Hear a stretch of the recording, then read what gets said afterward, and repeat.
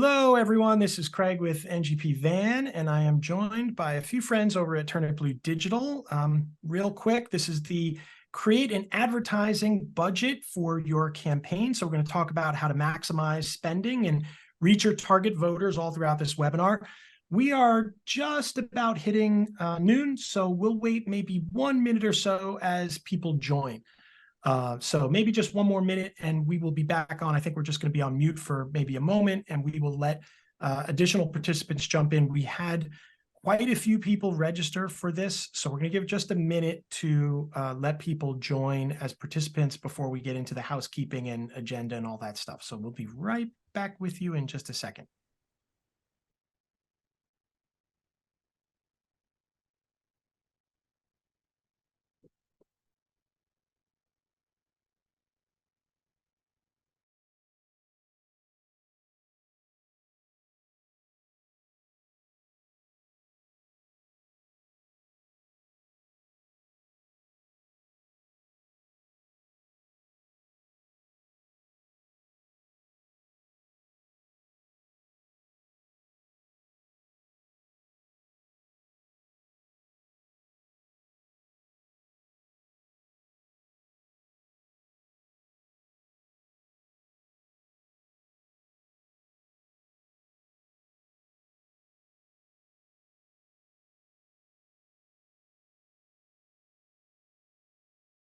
All right, great. I'm just dropping in the chat now. First things first, maybe we can go to the housekeeping and then we'll take it from there. So we have a webinar chat and we have a Q&A. So if you have questions, please drop them in the Q&A. That's the Q&A feature direct. It looks like people are already dropping them. Thank you very much, Marianne. Perfect. We will be answering them as we go along. Usually only one of us is speaking at a time. We try not to talk over each other. So while one person speaks, the other people will be looking at the Q&A to try to answer questions. Then we also have the chat feature of Zoom, which is where people are commenting now. So please do put who you are, where you're from, what organization you're working with. If there's any organizations that you're promoting or issue advocacy that you're working with right now. Steve and Nick asked me to show you my T-shirt, which says I read banned books.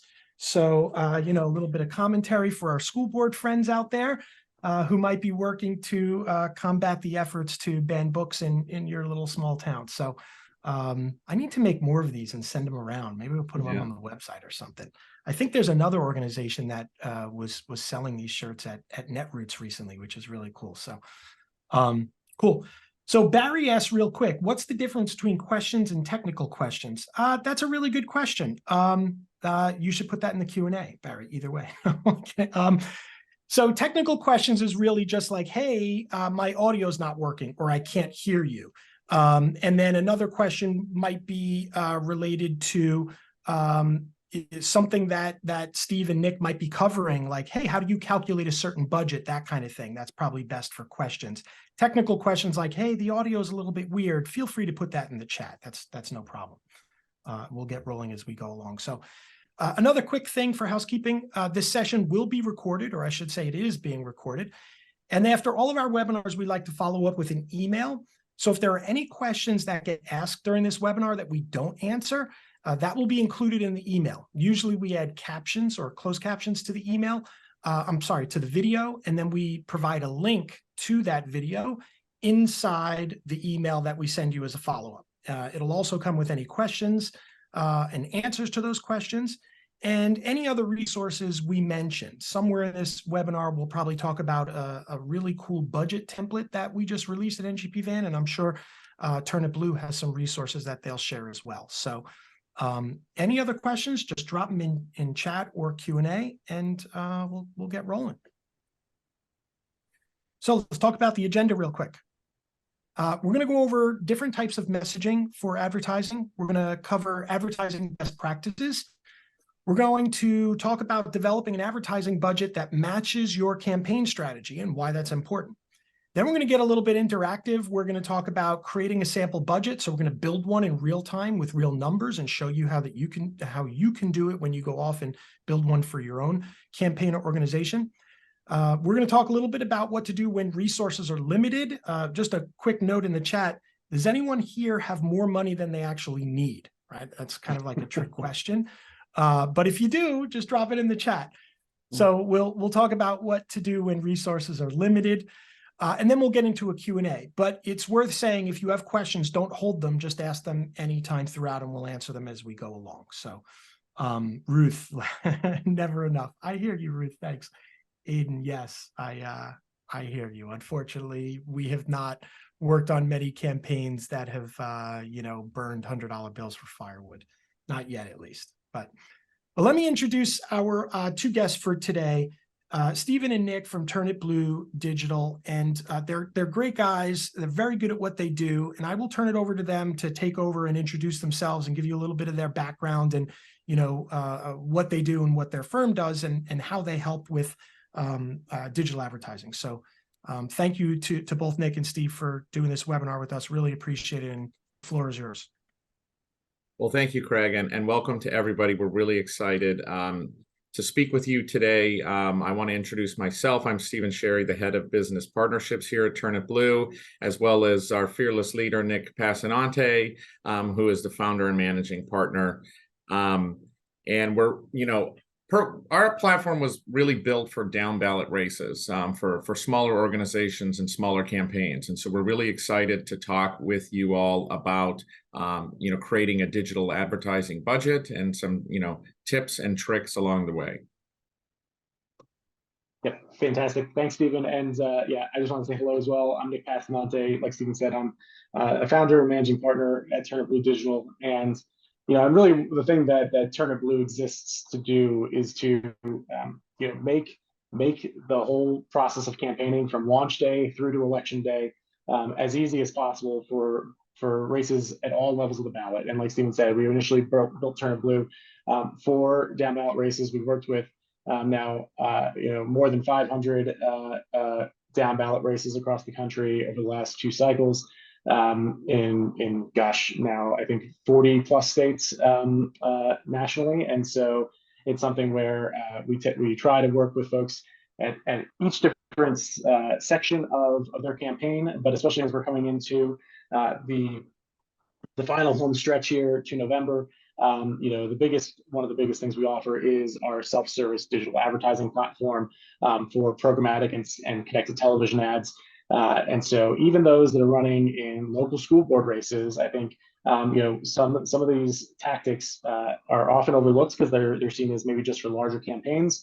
But the reality is that races at all levels can now run campaigns that are showing up on places like the New York Times, the Washington Post, Hulu, Roku, Sling TV, on the big screen, as well as on pre-roll and social media. And so it's getting beyond just that social bubble and actually being able to communicate with folks across their entire digital ecosystem throughout the course of the day, and being able to make sure that we're in all places for all folks as they're trying to communicate as much as possible in these final stretch. So we'll get into more of that as we get into the presentation, but like Stephen said, we're really excited to be here. Yeah, and thank you, Craig, and everyone at NGP for putting this together and all the work that you've done to get the webinar up and running. So thank you. I think we can go to the next slide then. So a few terms that we'll use today, just so you can sort of understand the different aspects of how we gauge success in digital advertising. A CPM is how much it costs to show your ad 1,000 times. This is a pretty standard term that's used in the digital advertising space. Reach is how many different people see your ad, how many different users see your ad. Frequency, how many times the average person sees your ad. Click-through rate, CTR, how many people clicked your ad. So if you are linking your display ad or your video ad to a certain website, to an ActBlue, for instance, to a campaign website, a CTR, click-through rate is important. Viewability, how much of your video is viewed on screen. With CTV, it's not skippable. That's one of the great things about connected television, is it's running sort of like a regular ad. But if you have video ads, on YouTube, et cetera, that's an important metric. KPI, key performance indicator, the measurable objective of your ads. So these are some of the terms that you'll see throughout our presentation today. If you have any questions about them, don't hesitate to voice those questions in the Q&A section. Hey, Steve, before we jump into the slide on messaging and types of messaging, which I think is next, I'm just going to pop up this quick poll, which I forgot to run on our first slide, just to get a sense of who has or has not run digital ads so far. And this is just to gauge, the type of experience of the people we're working with here. So you'll see something pop up on your screen, whether you've run digital ads or haven't run digital ads. There's no right or wrong answer here, just curious. It's not like you're getting an email from us, depending on, what you say. We're just, who we're working with. It's about almost even split, almost 50-50. Pretty close. Yeah, good. Okay, cool. That's great. 100% answered. I'll just show everybody. Here's the results of the poll. Pretty close. 55-45. Looks like trending a little bit toward those have not. So we have a good group for this info. So perfect. Thanks, Steve. Absolutely, yeah. So types of messaging, we'll just go through some basics here, and then I'll sort of turn it over to Nick, who can get into some more details about running digital ads. But I just, kind of want to go through the basics here on the types of messaging. We all know single point messages, canvassing, knocking on somebody's door. You're talking to them once. Phone banking, direct mail, literature drop, emails.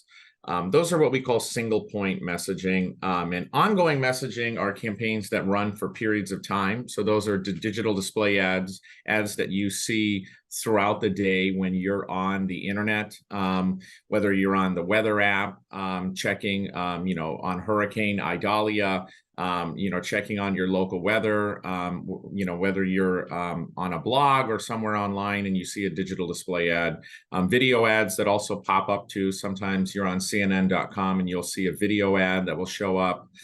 Connected television ads, which are becoming a pretty hot topic these days because more folks are switching from cable to connected television subscription services. So whether that's Hulu or Roku or Sling TV, connected television ads are also an ongoing message.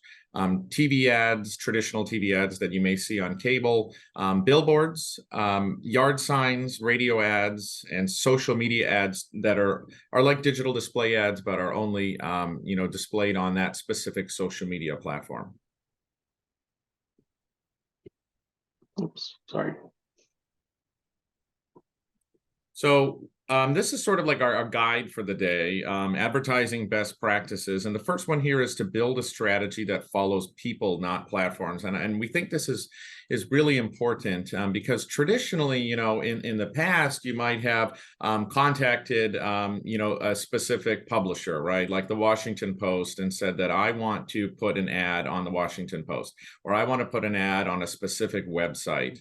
And you would follow that user while they're engaging on that website. Social media is a similar way too. When you run meta ads, you're following a user throughout their experience on the Meta platform, but you're not following a user throughout their experience in a given day on other websites or other mediums on the internet that they may follow. I don't know about you all, but, for instance, in the morning, I might check the news. I might look at, maybe my local newspaper's website. I might look at the weather app. That's something that I frequently look at, check what the temperature is that day.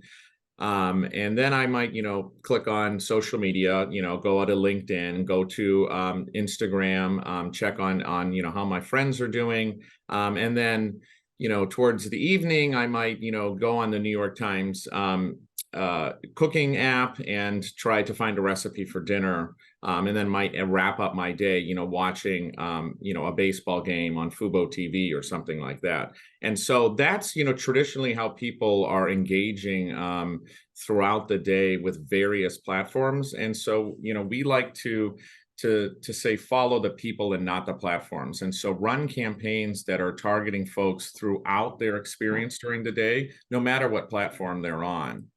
So that you can make sure that you're in front of voters, throughout the day.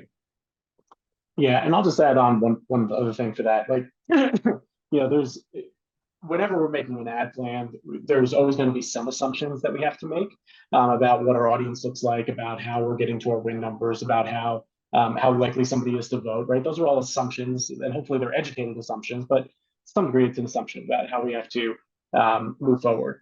That said, one of the great things about digital advertising and to some degree, also in like direct mail and some other household-based targeting aspects, we are able to get a lot more granular, right? We're able to understand that we are actually talking to the right people at the right time. We understand we're getting in there, and as long as we've matched our list over, or we've built audiences surrounding our target universe, and we'll get into some of the target universe stuff in just a few slides.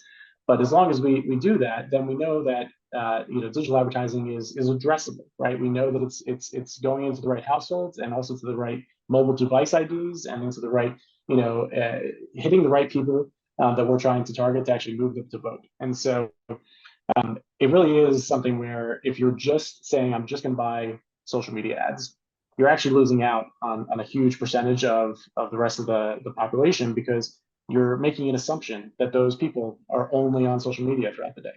When the reality is that actually, and I'll get into this in another slide, but the vast majority of inventory for ads that people can see is actually outside of the walls of social media. And so if you can find those people, sure, some of the money goes to social media so that you can catch them when they're there, maybe checking in the middle of the day, going through their newsfeed, and you want to be there. That's important. But you also want to make sure that you're in these other places, that you're on the weather app, that you're on the local news site, that you're potentially on the recipe blog for the dinner recipe that night. Right now Stephen knows this, and Craig and I were talking about it earlier. I'm a fairly recent dad. My daughter is about 15 months. And so, we're constantly, I don't necessarily hit the general assumptions of where I would be on the internet throughout the course of the day, right? People might assume that my age demographic and some of the other generic demographics maybe puts me on sports websites, or puts me on, trending news sites and things like that. In reality, a lot of my web browsing activity is on the mommy blogs, right? It's on the different things about parenting. It's on finding new activities to do with my daughter, right? And so and with digital ads, as long as we're targeting the person and finding the person and allowing them sort of dictate where they go throughout the day, and then finding places to put those ads where they are, then I still see the ads that I'm targeted for, right? But if I'm only making the assumption that I would only be on ESPN, then guess what? I haven't been on ESPN in a couple of weeks, and so then that all those ads that you thought you were hitting me with, I'm not actually seeing because I'm not there. And so allowing people to to allow your campaign to be driven by trying to target people and rather than platforms is really your best bet as you're building out ad campaigns.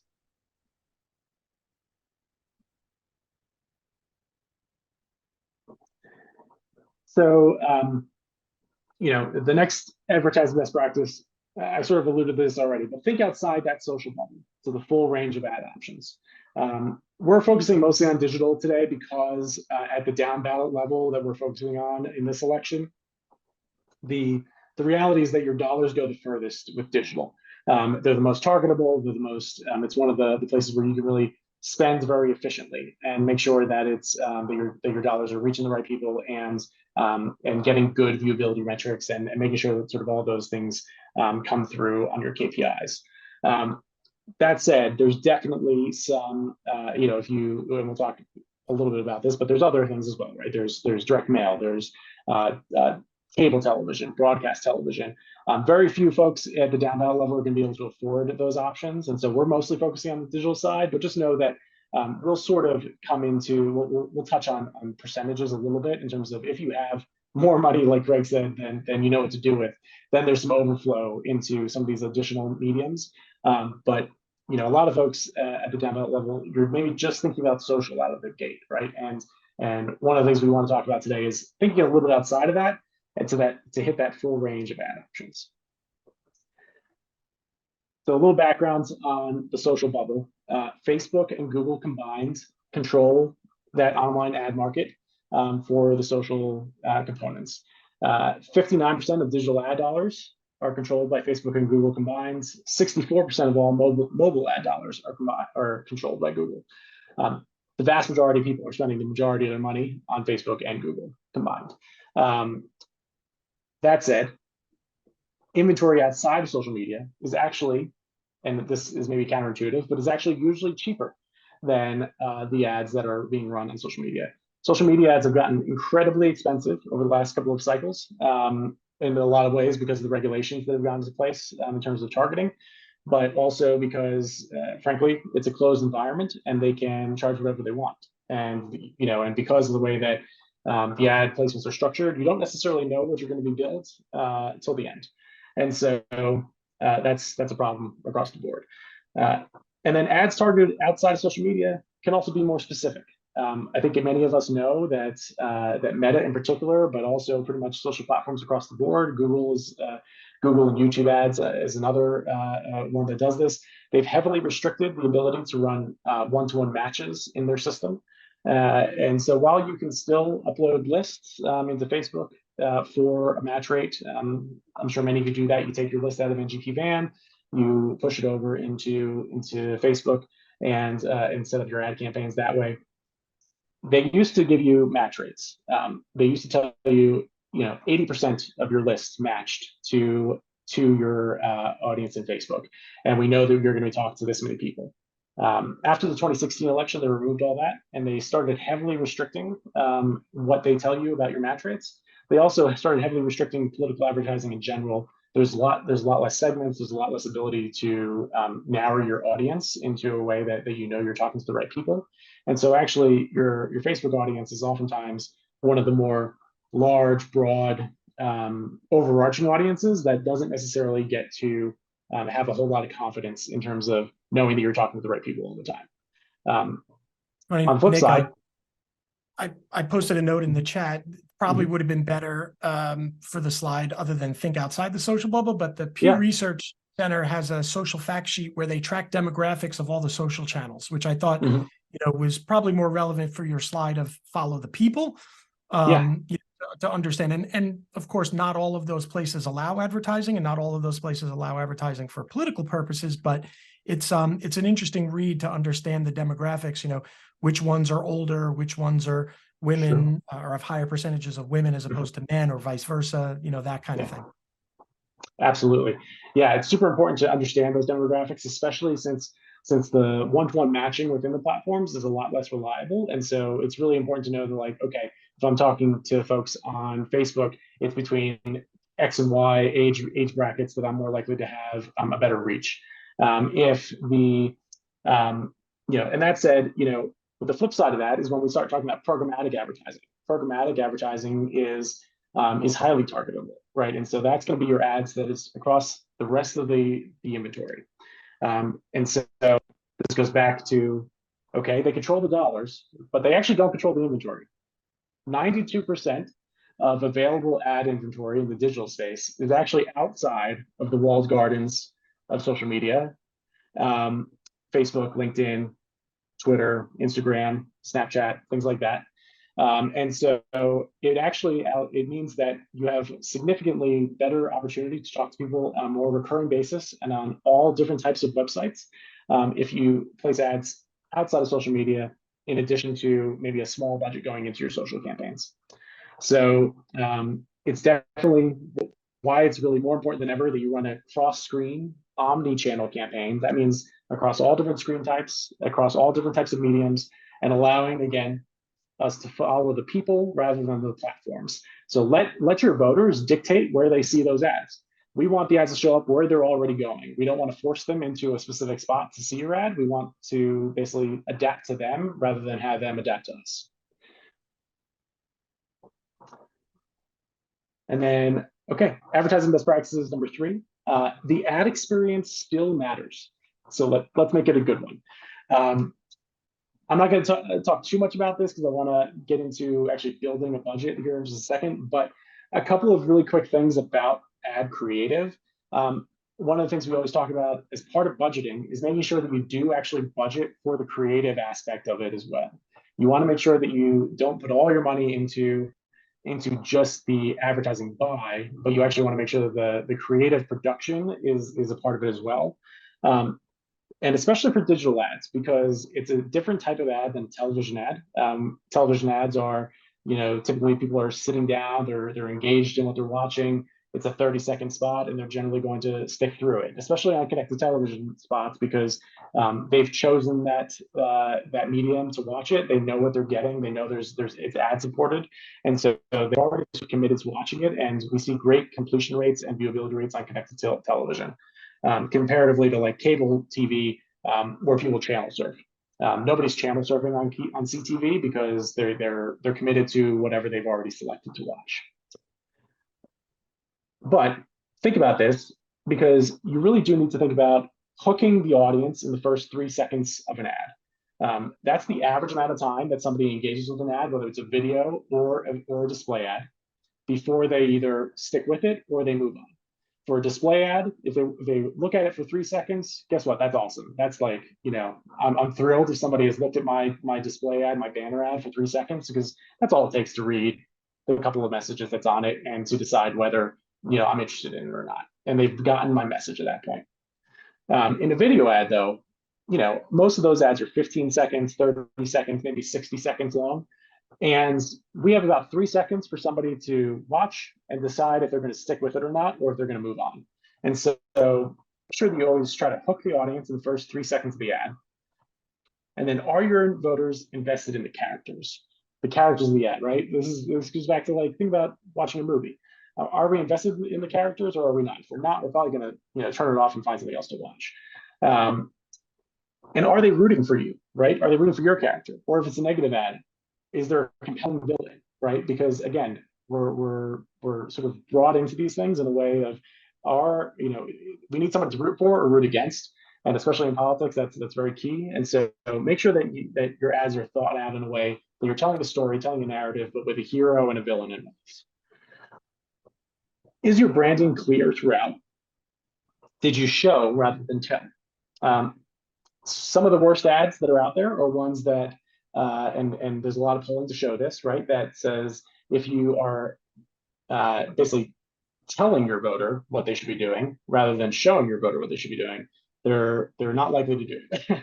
Nobody likes to be told what to do. They like to be shown that they share the same values, that they are shown that you are in their camp, so to speak, showing that they will benefit from you being elected. All those things are showing, not telling, and so it's a fine line, but it's important to get that one right, and to find folks that understand creative and can put that together in an ad for you that is compelling and keeps people hooked throughout it. And then making sure you have enough content. Ads go stale after about 2 weeks. Generally, you'll see a pretty big drop-off in engagement on that ad after about a 2-week flight. So do you have enough content? What's the next part of the story? How do you continue to tell your narrative with a new ad to basically make sure that they are continuing to engage with you all the way through election day? So again, that's just some core questions to ask yourself as you think about production. But I would say that generally, whatever you're putting into your ad buy campaign, our recommendation is to spend somewhere between 15 and 30% of that amount on your production in addition to that buy. So whatever you're putting in the buy, 15 to 30%, that should be your production budget roughly. And then, and that's in addition to whatever the buy is. And so that gets you usually a pretty good quality production, and something that will be a good user experience across the board. Okay, and now advertising best practice number 4, we're going to map out your voter contact plan and ensure adequate reach and frequency. So everything about budgeting for ads is actually about reach and frequency, right? And that goes back to our win number. I'm sure you all have a win number. If you don't, I really highly recommend you figure that one out as soon as possible. But we all should have a win number at this point. And then we should all have our sort of reach vote goal number, right? And how do we get to that vote goal? Is basically how we build out our voter contact plan and then our advertising plan. Because that vote goal number still to get to that point, we probably need to then expand that universe even a little farther to ensure that we're getting to that vote goal. And then those are generally the people that we need to communicate with on a recurring basis through election day. How much, right? Now that's a good question, right? So we need to basically figure out, make that plan based on your target audience size and how many times they need to hear from you. We're also going to determine how many different mediums you can afford. And again, don't forget those ad production costs. You could be on television, connected television, programmatic digital, social, mail, lit, field, other mediums. All those things all need to go into your budget and your voter contact plan. We're going to focus on just the advertising piece, but just make sure that all these things are sort of thought through as you're budgeting. So now think about your voter matrix. Hopefully you've seen something like this before, but this is something that we use quite often in terms of thinking about turnout and persuasion universes, as well as potentially suppression universes if we're trying to sort of really pull people in versus and which ones we maybe don't want to encourage to vote for whatever reason. So your super voters, that's your base, right? Those are the people that you need to count on. They're going to turn out every single time. They're going to support you. You don't really need to spend a whole lot of money there, except to say that you need them to turn out and remember to hopefully bring a few other people to the polls with them. Going down the left side, you're likely to vote. So you're persuading, this is the likelihood to vote is going lower as you go down the left side, and the likelihood to support you is going lower as you go to the right side.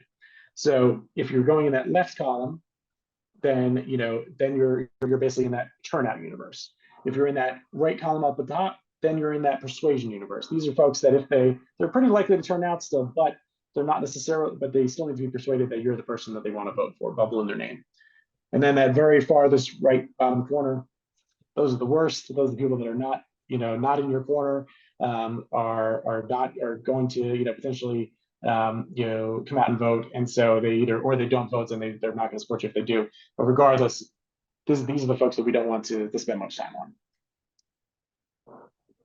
So before we get into building that sample budget together, I know Craig had another poll that he wanted to ask to give us a sense as to what folks have done before, and that'll just sort of help us guide this next section. So Craig, do you want to hop into that? Yeah, this is perfect. Thanks, Nick. We have two quick polls, which we'll put up. And the first one is coming up now. Let's see, launch here. Have you created budgets for your digital ads? Couple answers here pretty quick. Just let us know. And then we'll real quick hop to the second one. Again, this is just for us to get a sense of what we're working with here and to kind of tailor how we talk about this as we do the next couple steps. Over the next few slides, we're going to talk about building a budget together. We'll talk about the methods and frequency. And I know before you mentioned the win number, which is how I look at, pretty much doing anything from a campaign strategy, which is great. So I'll share this real quick. Pretty even across the board, not too far. It looks like most people haven't run them yet, almost the same percentage as we had before. And then a pretty even split between those who've created them or where they've been dictated, meaning like maybe a finance person has said, hey, look, we've got 10 grand for ads. That's all you have. Do whatever you can do. And then the other side of it is really looking at things and saying, okay, our win number is 15,000 votes. How do we get those 15,000 votes? We know we're going to hit people at the doors, and we're going to do some voter ID scripts and maybe some texting. And, between those, we think a reasonable amount of time with the volunteers we have, we think we might be able to get 6,000 of those 15 IDs. How are we going to get the others? And what's that going to cost? Run a budget, and can we do it via ads? That kind of thing. So real quick, I'll launch the second one here. Let me stop sharing this. Okay, and then for those who have run ads, what's the level you've run them at? Less than 5,000. And again, there's no right or wrong answer here. This is completely dependent on your campaign, right? Someone running a congressional campaign, they might be spending 5,000 a day. Somebody running a school board campaign, 5,000 might be their entire budget for the campaign. So just curious where people are at and what they're looking at. Cool. Okay, great. I'll share those results just so people can see where we're at. I think the budget that we're going to be building here is very much in line with what we're talking about. So this is perfect. Great. Yeah. Good. All right. Thanks. Perfect, Nick. Yeah. And no one should sort of be dissuaded by the fact that most of these were under 5,000. Our platform actually, it only takes $500 to run an ad campaign. And so, you know, like Nick had mentioned earlier, we were purpose built for down ballot races that maybe don't have more than $5,000 to spend, you know, for that particular race, and that's perfectly fine. Yeah, and I've worked on small races or managed small races where we've done a couple $100 in ads, you know, and we've gotten results from them. We had very specific goals going into it that we wanted to reach a specific demographic in a certain area, and we got good response. And for us, that was the right thing to do for those campaigns. And, you know, you put your money where you have it, when you have it, and like what you've been showing, you know, having a goal and understanding what the metric or the KPI for that is, that way you can measure it and understand was it a success or not. If you don't have some semblance of that goal when you start out, there's nothing to measure against. So when someone comes to you and says, well, did we hit our goals with those ads? Was it a good ROI? If you don't know what your KPIs are going into it, you can't answer that question. And then people will look at that ad budget and say, like, well, what did we get for those ads? You know, and did it really help? It's harder to answer those questions if you don't think about it ahead of time. Yeah, no, that's a great point. And so, you know, at the very beginning of the presentation, we talked about a few of those KPIs, and just a reminder, KPI means key performance indicator. So that just is the jargon that's used in marketing, but it just means, are we achieving our goal? Is really the gist of what a KPI is. And so, you know, for a lot of campaigns, and what we advise, especially at the down ballot level, is that a lot of campaigns should be looking at viewability as their KPI number, as their KPI metric. Viewability is the metric that's governed by the IAB, which is the sort of governing board for all internet advertising across the country. And so it's something that everybody, the metric will be the same regardless of where you're running ads, whether it's on Facebook or whether it's on programmatic. And I'll define. Stephen mentions that I should define programmatic again. So programmatic being any ads that are run basically outside the social media walls. It's the ads that are on your local newspaper. It's the ads that are on maybe food.com. It's the ads that show up on CNN or Washington Post. It's also the ads that are on YouTube. YouTube is considered a programmatic spot, right? And so there's and that's one of those wonky ones because it's technically a social platform, but it's bought programmatically. But anyway, that's a different story. And so programmatic is actually where I would say 90+% of the digital budgets are going these days. We are seeing a huge swing from social over to programmatic, inclusive of connected television. And it's something where, we would just, it's where you have the best ability to target. It's where you have the best ability to get clear metrics and analytics back. And so there's a lot more trust in those programmatic numbers. And it's the place where we can, again, follow people, not platforms. So that's where a lot of budgets are going. So again, going back to viewability is that metric of, are they watching it in the space where the ad has actually been, right? Have they engaged with it for at least 3 seconds? That's the viewability metric, and it's standardized across all placements. And so, and that's always our goal, is to try to get people to engage with the ad wherever they're actually viewing it. The click is usually less important to us than the fact that they're engaging with it wherever the native experience is. And so hopefully they're watching the full video where they are. Hopefully they're engaging with that display ad where they are. Clicks are important maybe on fundraising campaigns or on acquisition campaigns where you're trying to gain new people on your email list or things like that. But very rarely are they important in sort of general persuasion or turnout campaigns. So just a couple of things there before we hop in, but always thinking about what those KPIs are, what you're shooting for, like Craig mentioned. Really important to sort of set your goals ahead of time and then be able to look back and see, did I hit them? And at the end of the day, our biggest goal is winning, right? Our biggest goal is winning on election day and moving enough electorate to have seen those ads over the course of a couple weeks ahead of time. And that's about reach and frequency. So as long as we've got that reach and frequency down, we're going to put ourselves in the best position to win.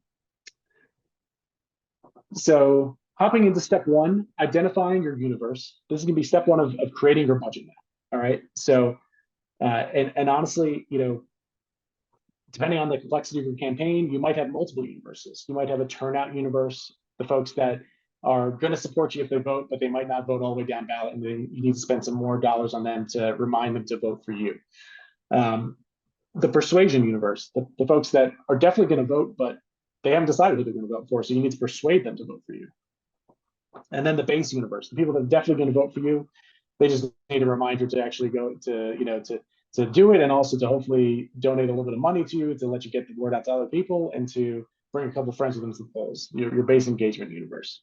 But overall, let's just say that for the sake of these, our overall universe, all the different universes combined, is 15,000 voters. Now, step 2. Now we need to think about frequency.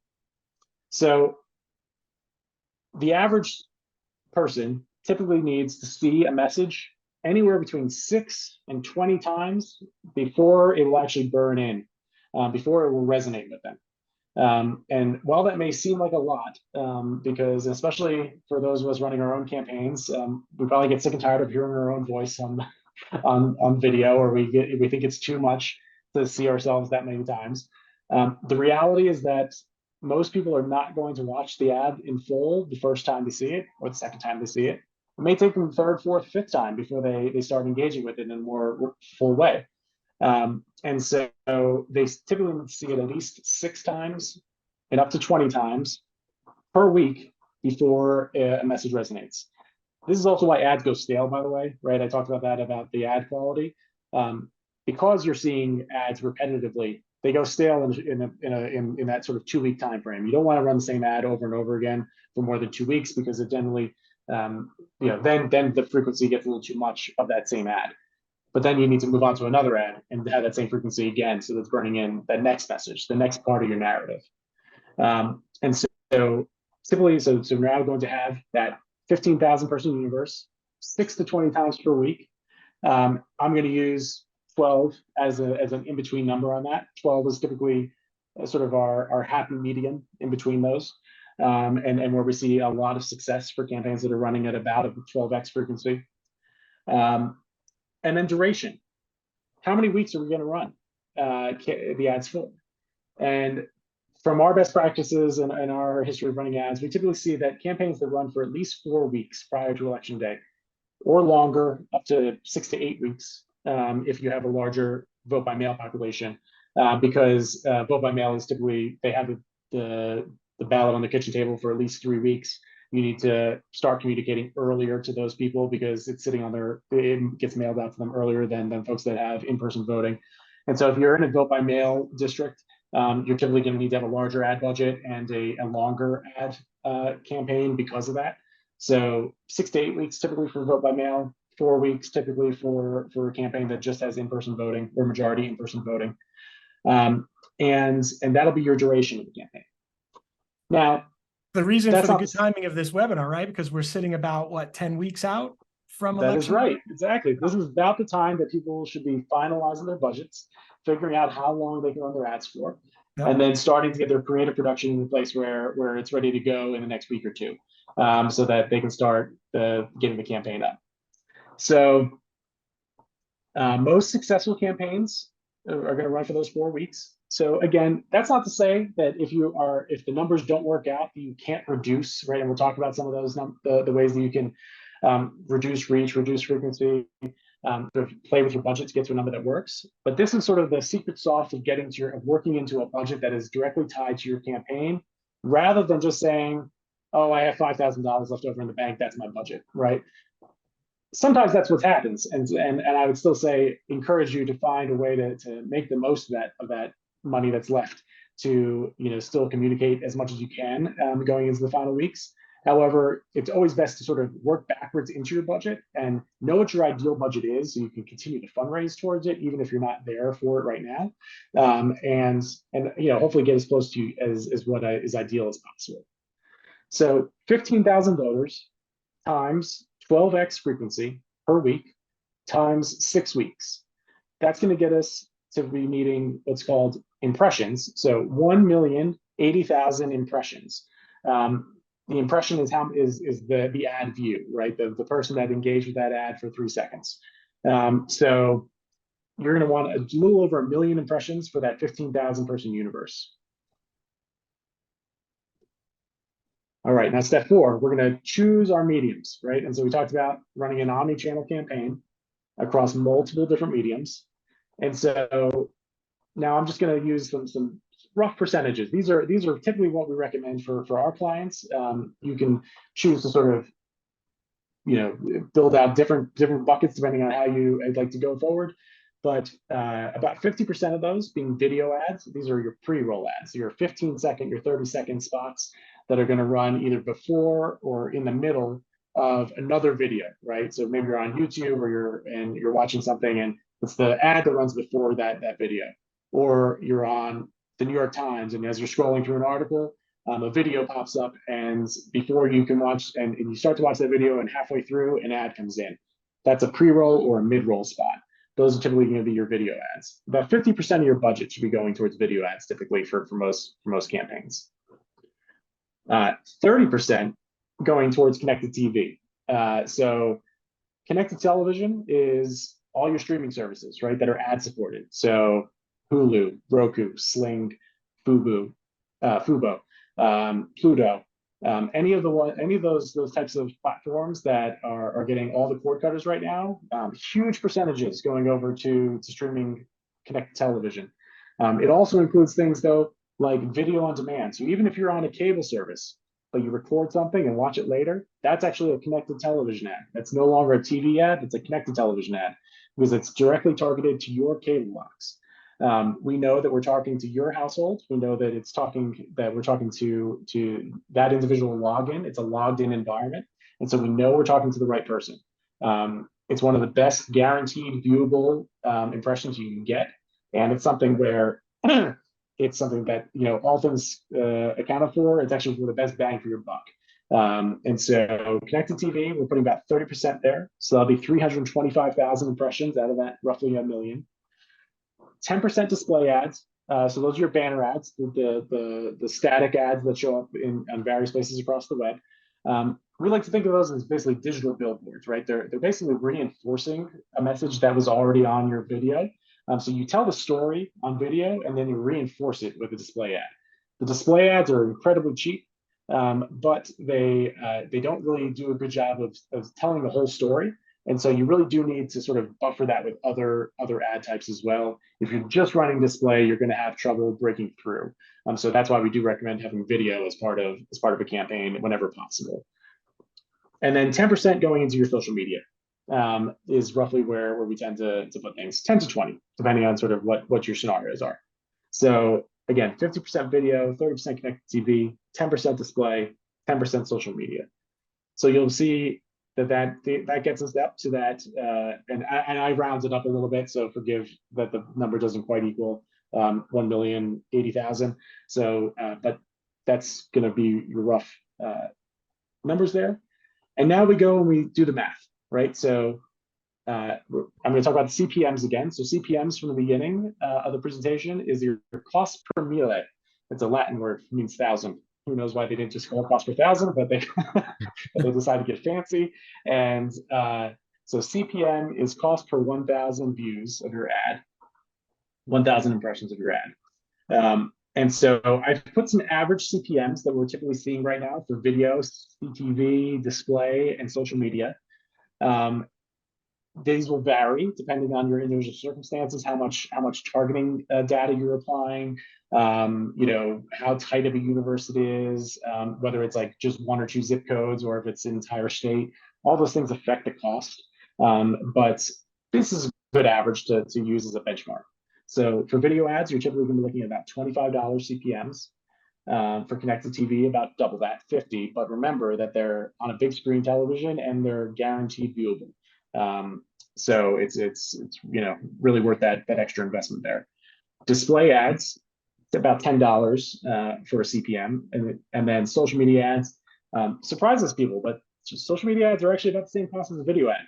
About $25 CPMs in the most part for political campaigns. And so if you're getting better rates than that, you're doing good. But especially in highly competitive areas, Facebook especially, we've seen we've seen Facebook rates go as high as $50, $60 CPM sometimes, depending on what you're targeting. And so don't just assume that Facebook is going to be the cheapest. In many cases, it's actually not. You're going to have a better bang for your buck doing a spread across multiple different platforms.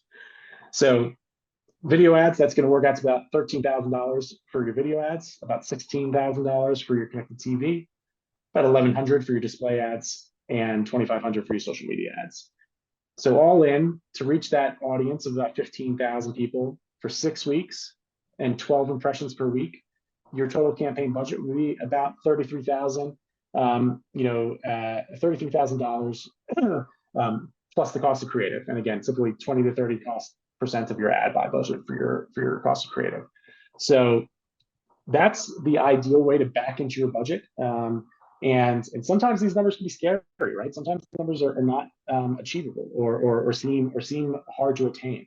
What I will say is that the majority that with when you have a budget that uses the math that we've just shown and has hard numbers attached to it, it actually becomes a lot easier to fundraise for, because you're able to show, I've done the hard work, I've done the math, I've done all this detailed due diligence to show that this is what I actually need to win. And so people are more likely to fund that. But there's also a few other things to point out. So some options, if you can't hit that ideal budget, right? That doesn't mean don't run campaign. That doesn't mean, oh shoot, I don't have a path to victory if I can't raise that money. That's not what that means. It just means that sometimes you don't have enough money in the bank to make that work. So what do we do then? The best options are to start narrowing your universe size. So figuring out how, instead of my ideal budget where I talk to this larger swath of people, how do I get down to the lowest common denominator of my universe? What is the smallest my universe can get to that I still feel confident that I'm reaching the people that I really need to turn out? You can shorten the flight date to the ad campaign, right? So maybe instead of running a 4-week campaign, you know what, I can afford a 2-week campaign. Well, 2 weeks, still better than 4. Still not, not quite as good as 4, but still better than nothing. And so getting out there for 2 weeks, especially in the final 2 weeks of the campaign, can really make a big impact. We still highly recommend doing that. Reducing the frequency would be the third way of sort of lowering that budget, but I really caution against lowering under 6x per week. 6x on frequency has been widely tested as sort of the lowest amount of frequency that burns in a message. If you're running at less than 6x frequency, you're basically burning up good money because you're not actually making an impact with it to the folks you're talking to. And so we recommend adjusting your universe and shortening your flight dates before reducing your frequency below 6x. So just sort of keep that in mind, that that's sort of your bare bones budget is your 6x frequency. And so if you have that firm budget that can't be increased, we recommend working from that instead. So maybe a $10,000 firm budget, that would be about 1 million display impressions. It would be about 400,000 video impressions, or it would be about 200,000 CTV impressions. So you can mix and match, among those to sort of figure out how many voters you can effectively communicate to using those different budget options, right? But sort of start with that firm budget, use those average CPMs, and then you can basically figure out where do you think you can actually be most effective within that. So hopefully that provides some clarity on sort of how we recommend backing into a budget. And also, potentially working from a fixed budget if you need to do that. We do have a couple questions. Yeah. So one person asked if you can explain display ads a little bit more, and then also explain the relatively low social media split of 10%. And then the last question was, do ad prices go up around election day or closer to election day? Yeah, sure thing.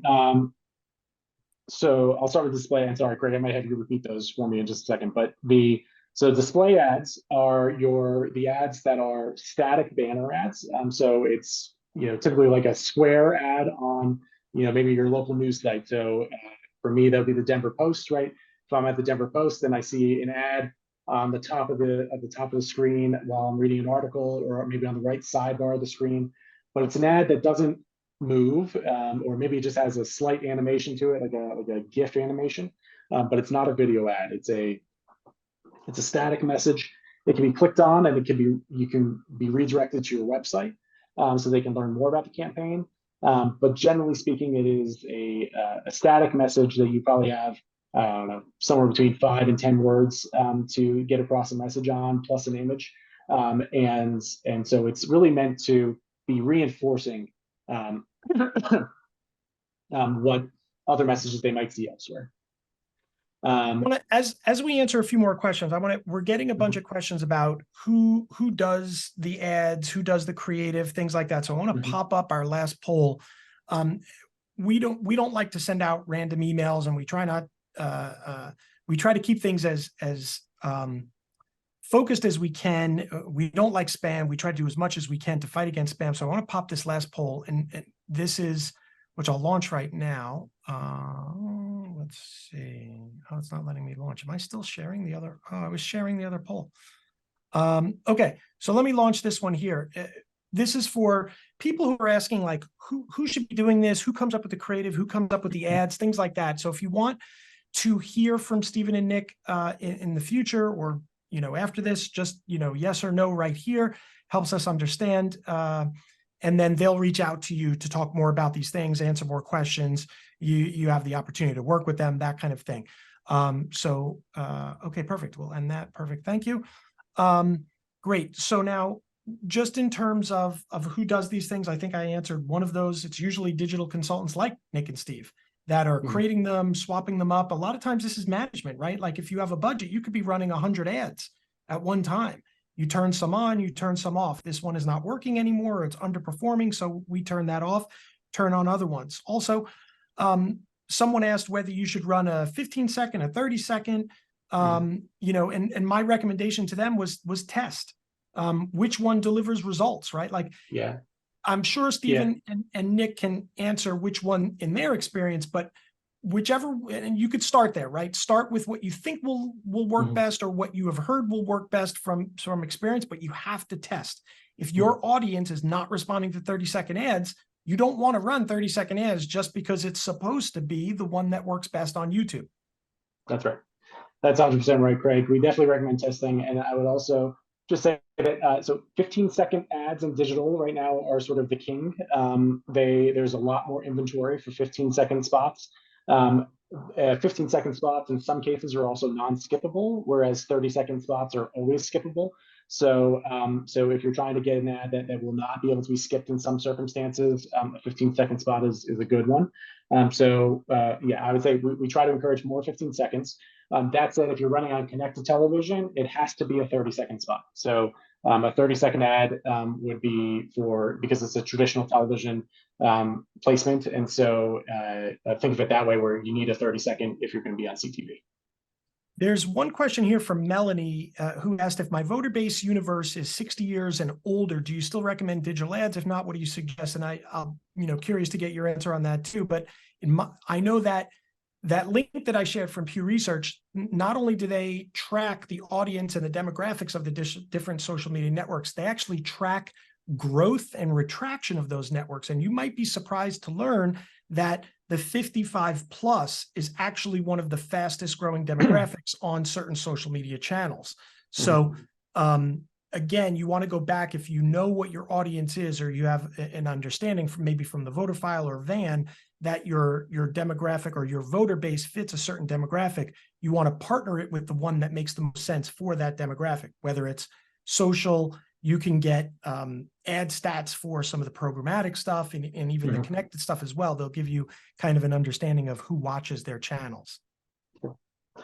Yeah, that's great, Craig. And so absolutely, actually, we have some of the best success reaching our older voters, right? This is not just a young medium for digital. It is something where it's where, frankly, the vast majority of the electorate, if we're doing our jobs right, the very first impression that somebody will have of your campaign and the very last impression that somebody will have of your campaign before they go into the voting booth is going to be on a digital screen, right? That is just the reality of where people's eyeballs are today. And so, they're constantly on their phones. They're constantly scrolling through, whether it be social media or various programmatic spaces. You will have a great opportunity to reach folks at all age demographics. And so it's really not something that we limit to just a young demographic, like maybe we would have done, 10 years ago. It's Facebook, for example, these days is actually, majority 55 plus. It is definitely more of a millennial and boomer generation on Facebook than a younger one. So something to keep in mind there. I just wanted to make another comment. We're coming up on time, and I know you've got a few more slides, but I did want to make one note. Maybe we go, 2 or 3 minutes late here. Again, if people need to leave, that's fine. We'll have this video, ready to roll. But one thing that is interesting to me, and I love about testing and getting these CPMs, Don had mentioned in the previous comment about getting a CPM around $24. The interesting thing is once you get that cost per mil, your CPM, you can start comparing that to other efforts, right? Like, what's your lift for voter identification or even engagement off of knocking doors, right? How many volunteers do you get knocking doors? I mean, there's always money you spend in knocking doors. Maybe you are paying volunteers or canvassers to generate those volunteers or IDs. Maybe you're doing phone banking. What's the cost of phone banking? The cost of software, that kind of stuff. And then you could start to compare that to what you're getting with your cost for advertising and the engagement that you get for advertising. And you could start to understand which one of my delivery vehicles for our message is getting the best results. Is it door knocking? Is it advertising? Those are kind of conversations that you can have, and you could start to optimize your channels. 100%. And so, Craig, I want to be respectful of time. I did just scroll through to our resources page at the end, but just a couple of things here. So one, like Craig mentioned, Stephen and I would be more than happy to talk with anybody about how you can best optimize your digital ad buy, your creative production, anything along those lines. Our contact information is on this page and will also be sent out with the email from Craig. A couple of other free resources. So we have our budget estimator tool. If you go to ads.turnipbluedigital.com/estimator, we have a pretty awesome calculator tool that's free to use to help budget out your campaigns. And so you can and it works both ways, whether you're working from a fixed budget or if you're trying to find your ideal budget based on your universe size. You can do it back into it the same way we did here. Or you can go from a fixed percentage and sort of see the best allocation of those resources. So that's a really cool tool to be able to utilize for digital. And I know Craig is also going to be sending out their budgeting tool that NGP Van has recently rolled out, which is super exciting as well. And then we do, for those who are asking about creative services, that is something we also do offer at Turnip Blue Digital. Our packages, again, were built with down ballot races in mind, starting as low as about $2,500 for video packages and as low as $750 for display creative. And so, trying to make sure that that's accessible to all across the country. And we'd love to, we've racked up a pretty impressive win rate over the last couple of cycles. We were really proud to be named the Democratic Party's best new firm in 2020. And we've, like I said, worked with more than 500 plus down ballot races over the last couple of cycles in 40 plus states. And so we would love the opportunity to have a conversation with anybody that would like to do that in the coming weeks. So please feel free to reach out. We have a lot of questions, and there are some that went unanswered. So we do want to be respectful of people's time. So we're going to wrap it here.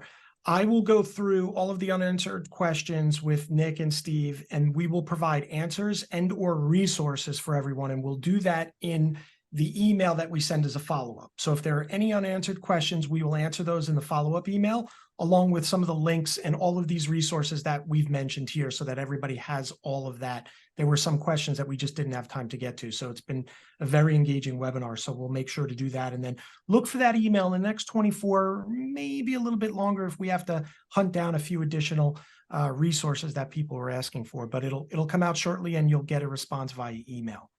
I want to thank Nick and Steve. Thank you very much for the information. It was a great webinar.